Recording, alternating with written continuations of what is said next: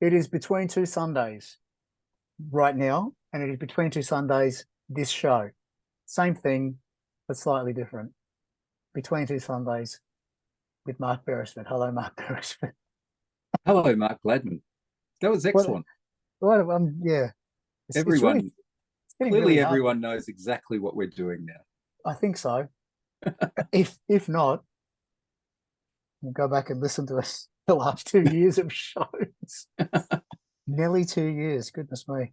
My goodness. Everyone's going, oh my Lord, they're still here.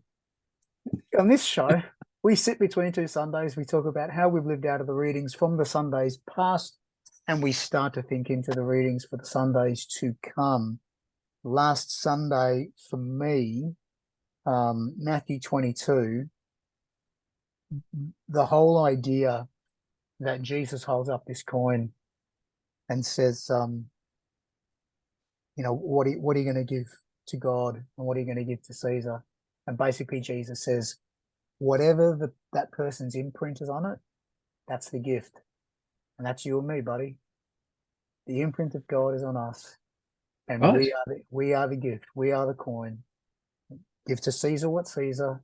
Give to God what's imprinted with God. And so I'll happily give my money to the government because the Queen's head or King's head now, new coins are coming out. Everyone reckons it should have been Steve Irwin. That's another story. But at the end of the day, give to Caesar what's Caesar's, and give to God what's God. And God's imprints on me, so I'm giving me to God. That's what I'm sitting with.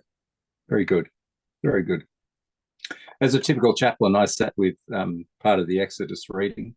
My presence will go with you and I will give you rest. So I'm a big believer in not only is God present with us, but that if God is like that, then we should be present with others as well. So, and we should find a sense of rest and peace. It took me back to that passage of Jesus sending out however many of his disciples and the promise that, give peace, and if it's rejected, it'll come back to you. So this sense of this is all right, I can't control this. I'm in a peaceful place because I'm present with God. Yeah. So I like seeing that here in Moses as well. Yeah. That's good. Peace and presence. Speaking about peace and presence, let's move on to this coming Sunday. How's that for a segue? Made no sense. That was terrific. There was no segue. This week is the 22nd Sunday after Pentecost, and the readings this week are Deuteronomy 34 verses 1 to 12, Psalm 90 verses 1 to 6 and 13 to 17, 1 Thessalonians 2, 1 to 8, and Matthew 22, 34 to 46. All of those readings, of course, are in the Revised Common Lectionary. We get ours from lectionary.vanderbilt.edu or something like that. And there's really cool resources there and they're worth having a look at. So maybe, in the third year, they might sponsor us or something. I don't know. But if you go there and they say, how did you find us? Say Mark and Mark sent us. And I have no idea what you're talking about. Well, let's have a look then. Deuteronomy 34. Mate, what have you carried from this as you've reflected on them as we walk towards Sunday?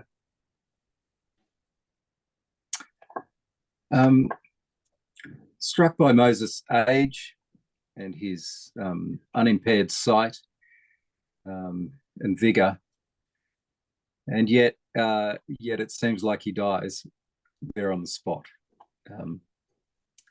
Really struck by what that looks like, how that sits with those who want to live by this story. It's something to celebrate, clearly, and there's a particular vulnerability here to a story that we can have vigor and we still remain present on earth at the behest of God.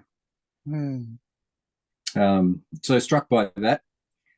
I'm struck by this face-to-face stuff here in this story as well. Unequaled for all the signs and wonders that the Lord sent to perform in him. And we've seen only over the last few weeks just how reluctant Moses was to be part of this. Right. And here this one who's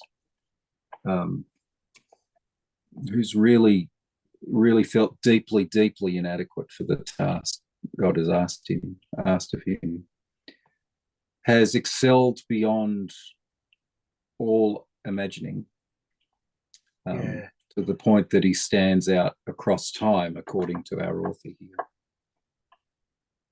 Right. Yeah. Look, it's interesting because I honed in on the same verse, but I probably did it a little more symbolically. Yeah. That here he was at the end of his life, and his eyesight hadn't diminished, and his vigor was not abated. So his eyesight wasn't his sight was unimpaired. Really speaks to vision. So right up until the very end, Moses' vision was intact. That vision that he had of God and the call of God and walking close to God and staying with God, and the vision for being in the promised land. I mean, he's looking at it as he dies, but he just can't enter in. But the vision's still there, that vision for the people to keep going and to get there, even after he was told you won't enter the promised land.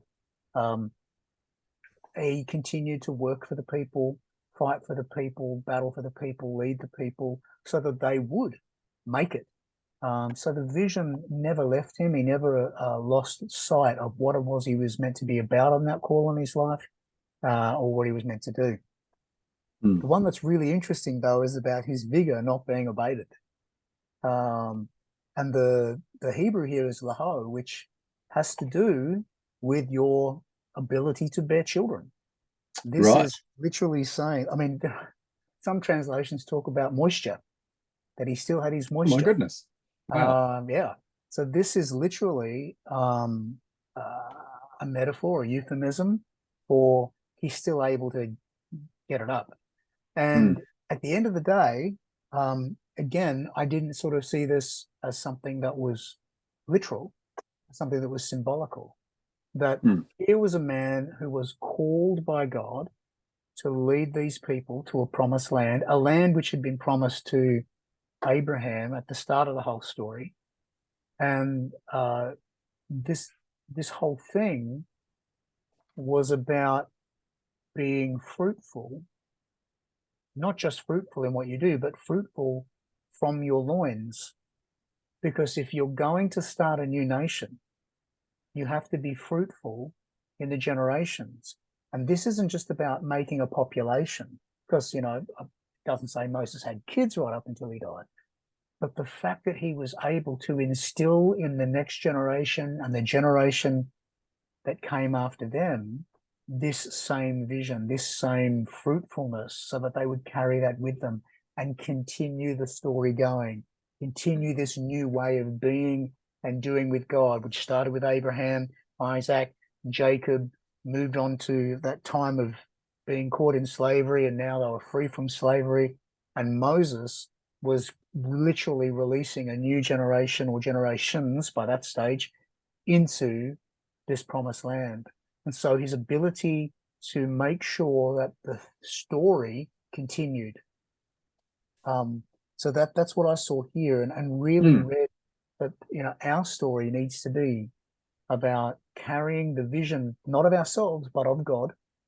You know, I was saying to someone earlier this morning, actually, it was while our community were meeting for prayer, and someone asked a question about this, and I said, you know, when we should always be reminded as Christians, the Jewish Israelite people, all the things that they're talked to her about are a corporate thing.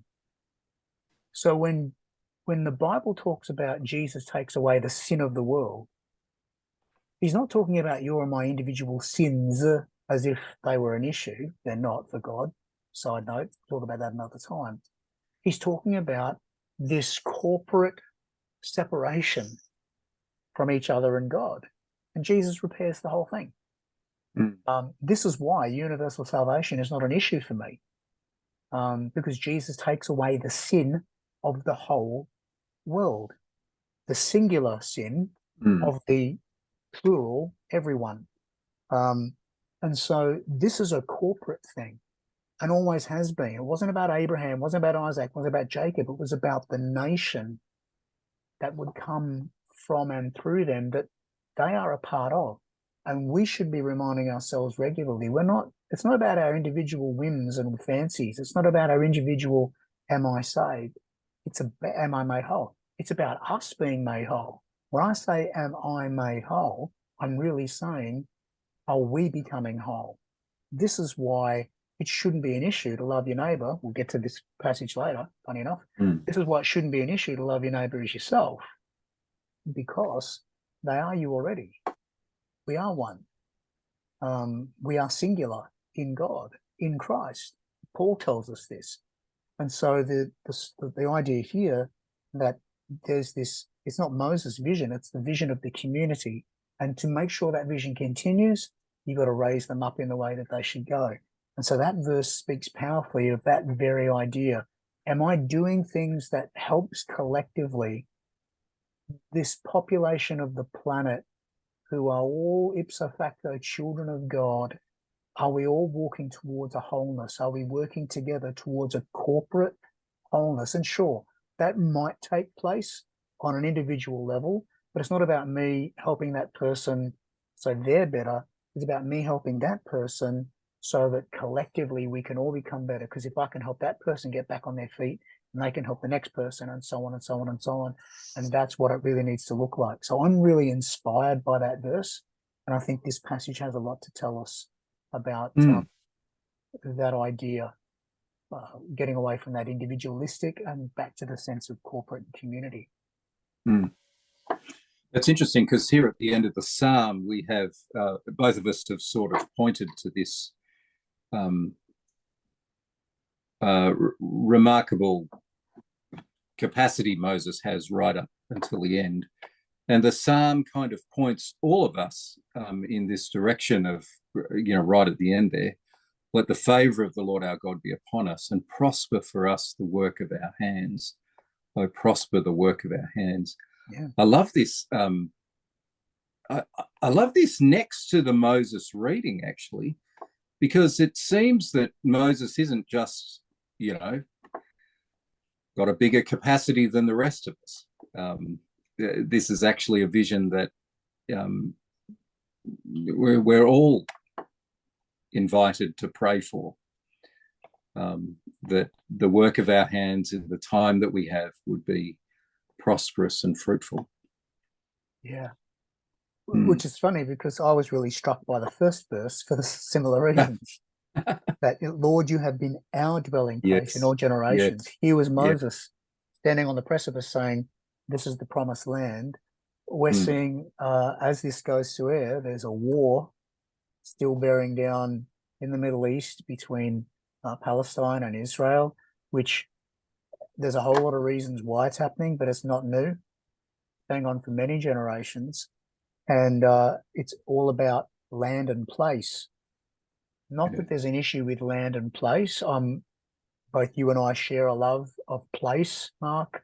We both have that connection to Celtic Christianity, to our Australian Indigenous culture as well, which talks a lot about the importance of physical place. I'm a Benedictine monk, and so one of my vows is a vow of stability. And in our community, because despite our dispersed nature, where we live in many, many different parts of the world, we still, our abbots made it really clear that one of the cores of Benedictine spirituality in that vow of stability is a stability to place, which is our mother house, which is at the moment in Puerto Rico. Before that, it was in mainland USA in two places since my time in the community. So, there is something about physical place that's important. But this very first verse is really, really interesting. Lord, you are our dwelling place and have been our dwelling place for generations. And I'm sitting with that. This idea that God is the constant. God is the constant. God is where my home is. You know, we Mm. bought out here, just, you know, Western Queensland, a little bit country, still close to some amenities, but you know, it's looking outside right now, it's really dry. We haven't had rain for ages. I mean, we're country. We're not bush country. Like, we tell some people we're country and they laugh and say, you're not even close yet. You're only not even on the edge, Yeah. which might be true in some respect. It was pretty country for us coming from, you know, Burleigh Heads on the Gold Coast. But as much as we've come out here to connect to land, our place is our home, our true home is in Mm. God. Yes. And we must Yes. never forget that. Yes. For me, that's really the story, not just of the psalm, but as it reflects on the Deuteronomy passage. As much Yes. as Israel has come to this physical place, the whole journey hasn't been about physical place as much as it's been about coming to know this God and to make God their dwelling place and home. Mm. And I wonder whether, like we talked about the other week, the Ten Commandments or 10 sayings or however you want to number them, they were all about, now that you're out of slavery, here's how you live. And here's how you live in relationship to this God who's going to be different to the other gods. Abraham even knew about that. I'm wondering if the coming physically to a promised location, physical location, might have been part of God's metaphor for Israel. That, all right, so Mm. we've brought you to this place, but I want you to understand the whole 40 years we've been out here doing this, it's all about not finding your home in the land as much as it is finding your home in me. Sure, come to the land, populate the land, live in the land, dwell on the land, populate the land, but it's not necessarily about the land per se. It's about you living in me. That's what fired me up a little bit. Yeah. And land is the thing we fight over, isn't it? Really, Well, down yeah, through the interesting. centuries, this is the thing that essentially starts wars. Yes, I think there'll be wars over water in the future, but and I think there's often war over fuel and you know Oh, you various find other things, various other things. But gee, there's and there is this sense that war doesn't abate until enemy is off the land, which of course makes the Israeli-Palestinian dispute at the moment all the more disturbing, because both are claiming ownership of the land, not only legally but over many centuries of time. And that's the great offence, I think, of that propels much war. The Ukrainian war seems to me to be very similar. yes. We have people here who are on our land, and of course, you and I know, as we sit here on Australian Indigenous land, that hurt continues in the heart of people well over 200 years after that initial invasion, and there's still this sense that this space was entrusted to us by God, and entrusted to us by those who've gone before us, and we have a responsibility to defend this space. While you were talking just then, I went back and read Genesis 12, 1-3. And here's what's blown my mind, and I'm going to pick this up afterwards and have a think about this. God says, I'll take you to a land. I'll leave this place and go to another land I'll show you. But it seems to me that the promise of Abraham is more about what they're going to become as a people, not so much the promise of the land. Yes. The promise of what type of people they'll become. I'll make you a great nation and I will bless you. you will be a great nation and you will be a blessing at a time when everyone just went to war against each other. Now you're going to be different. You're going to bless people. So you become great. I'll bless you. Mm. Then you're going to bless others. And then as you go, everyone's going to get to know me and the blessings that they can have by living congruently with the way of God in the world. And they're going to learn that through you. So going to the land, maybe that's, I don't know, I could be speaking out of turn here and I'll have to look through other scriptures and stuff to match this up. No, that's a really interesting thought. Because there is something slightly disturbing about this Deuteronomy passage as Moses looks out with his extraordinary eyesight from horizon to horizon and sees all this land. It's promised to him or to those who will cross over.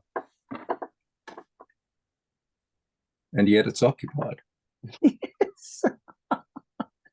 And the thing's going in my head, at what point does go to the land I will show you, at what point in the text does that suddenly become promised land?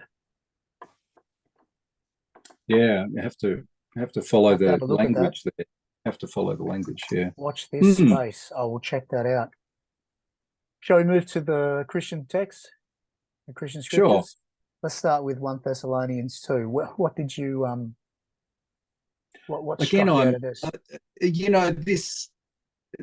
This passage always stands out to me every time I read through 1 Thessalonians.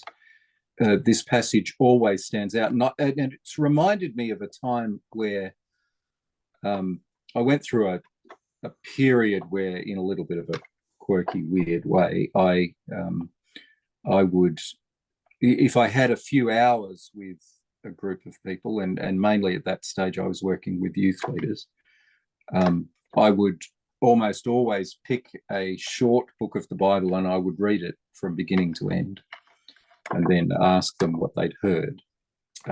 Little bit of a way of leaving space for the Spirit rather than just what I saw. But almost every time I did this with 1 Thessalonians, it was the last couple of verses here that people were stunned by, and not only in the context of 8 verses like we've just read here, or that we've got here, but in the context of the entire letter. It was these verses that struck up. We were gentle among you, like a nurse tenderly caring for her children. So deeply do we care for you, that we are determined to share with you not only the gospel of God, but also our own selves, because you have become very dear to us. On a level, Paul, what are you blowing your own trumpet for? And on another level, you can't write that unless it's true. Well, you can write it, but it won't be treasured. It won't be handed down from generation to generation. This is a remarkable, remarkable change in Paul. For him to go from, where he starts, this persecution of the church, to a point where he is this patient and this caring towards them, I think is one of the great testimonies of the New Testament. That Paul's change, and Paul's change is so remarkable that he can not only say these words, but they are clearly heard as nothing but an affirmation of what the people have already seen. Yeah. And I love this gentleness. I think it's very, very important. There is kind of a school around Paul that sees him as the harsh guy who kind of says things directly. And even Paul says, it seems to me, I can't remember where it is, but it seems that he claims that he's more direct in his letters than he is in person. Right. And this here is not so much referring to this letter he's writing, but it's referring to his presence among them. And once again, he seems to find it very fruitful to be just a gentle, gracious presence. Yeah. Yeah. And I really like that thought. And I've been struck by how many people have heard these words and been absolutely struck by, hang on, maybe Paul, when he's face to face, is extraordinarily gracious, to the point that it surprises him, and to the point that it is treasured by those he writes to, by the community. I think I firmly believe that gentleness, grace, presence, as we've seen in this Deuteronomy passage, are undervalued traits of ministry, or undervalued traits. I want to say it's stronger than ministry. Undervalued traits of mission, and that kind of saddens me. We seem to have fallen into this space where mission is about us being right and proving the others wrong, and yet here is Paul in a precious moment describing his mission among these people, and he describes it in these terms of a nurse tenderly caring for her children, the sharing of his life, not only of the gospel, but the sharing of himself. I think this is so worth pondering throughout the week, if there's anyone out there that kind of follows our advice on these things. What if this is the way Paul comes across? That's the question I want to put to people. What if this is the way Paul comes across? And then if you're in on mission, then sit that next to yours and say, all right, is this what people would say of me? Is this the way people hear me? I think Paul at this point is representing the gospel beautifully, as he shares of himself, of who he is, as he gives into that space, and as he nurtures, as he gives of himself. And how wonderful that he turns to the women of the world to say, this is how I feel. When I'm among you, this is how I feel. I feel like I'm giving of myself for your nourishment. And this is Paul, a long way from just being the teller, the one who's just got to get the truth of the gospel out, and then he's walking away. I've done my job type thing. This is someone who's at pains to give whatever he can, invest whatever he can into others. Yeah. I think it's a wonderful moment of underestimated insight into the way Paul behaved when he was face to face with his communities. Yeah. Yeah. Look, my short response to this passage is what he said. My longer version is this. You're absolutely right. You're absolutely right. You cannot read this. I mean, we live in a time where in many parts of Christianity and churchianity, that is how mission and evangelism is done. It's being right, and turn or burn might come across a little bit more subtly than that these days in many parts, but that's essentially what it is. And people can tell. People can tell that you really don't care. People can tell that you really don't love them.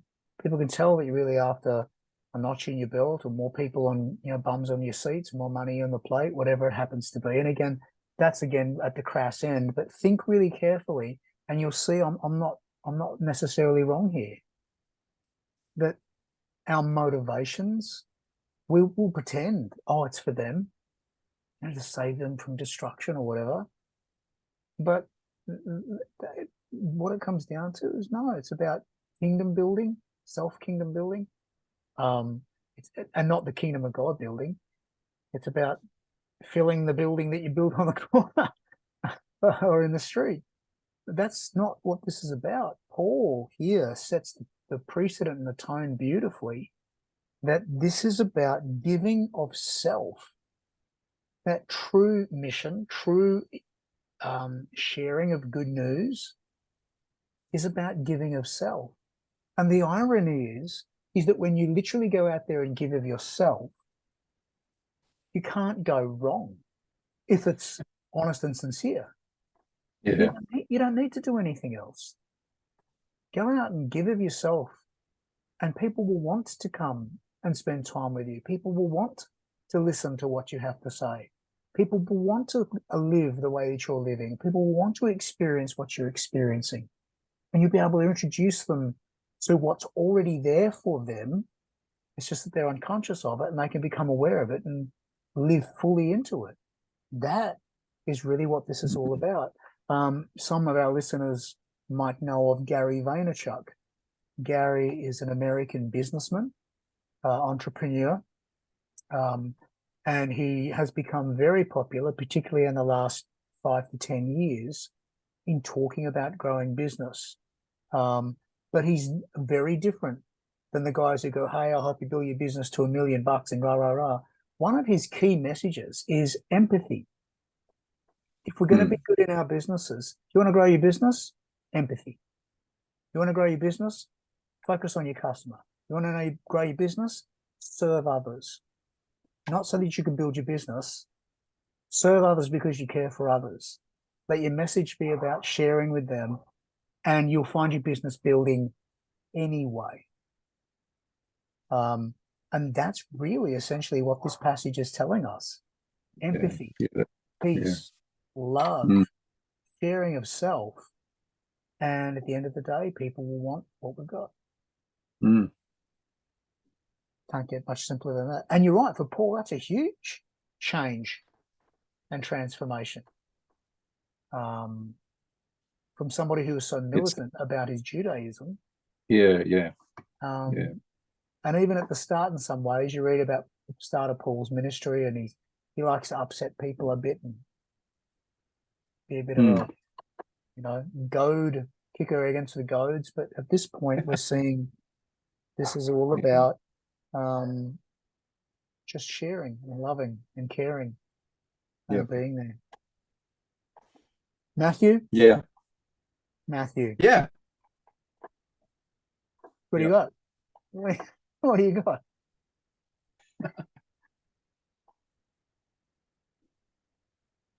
Two things struck. I mean, it's always going to strike me, this call to love as the core. I think this is a wonderful moment, worth putting in context. Jesus has turned the tables in the temple, and then there's been this flood of questions, of tests come Jesus' way. And then this is a guy from within the law who's seen that, gee, we're not actually on top of this guy. He's answering very well, and maybe I should take the opportunity to ask what in some ways is a fairly standard question that many rabbis would have had an answer to. What's the core? Where do we read from as we read through all the law? And Jesus answers wonderfully. Love God, love your neighbor. And I'm struck by, I've always been intrigued for a long time now as to why these two moments sit together.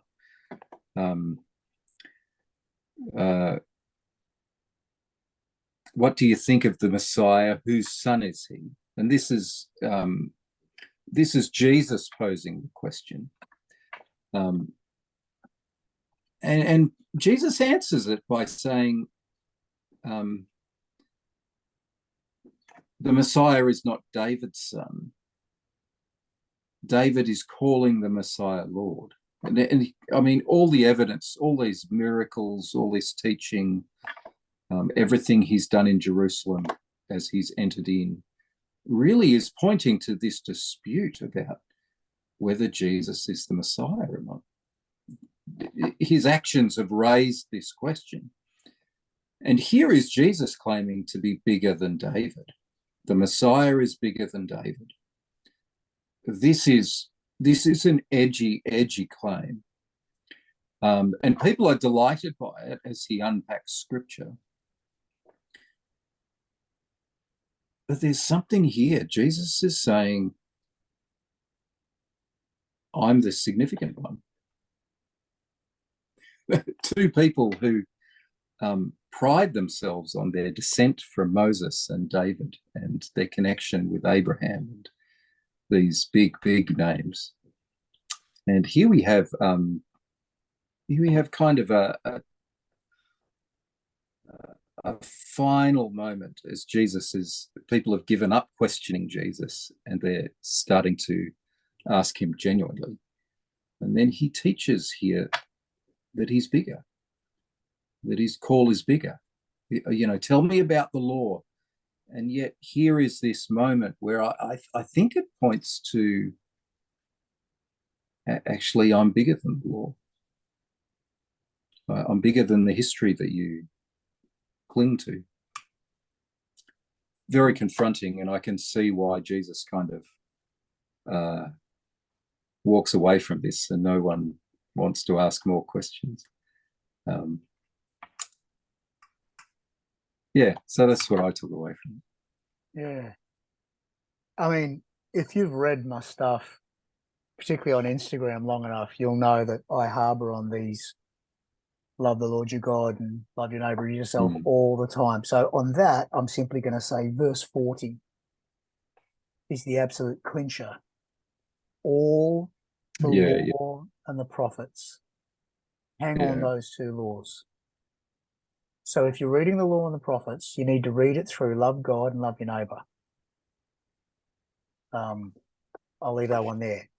So how does this peak claim sit next to this following bit? Well, here's what I think. Well, here's what I think about what comes next.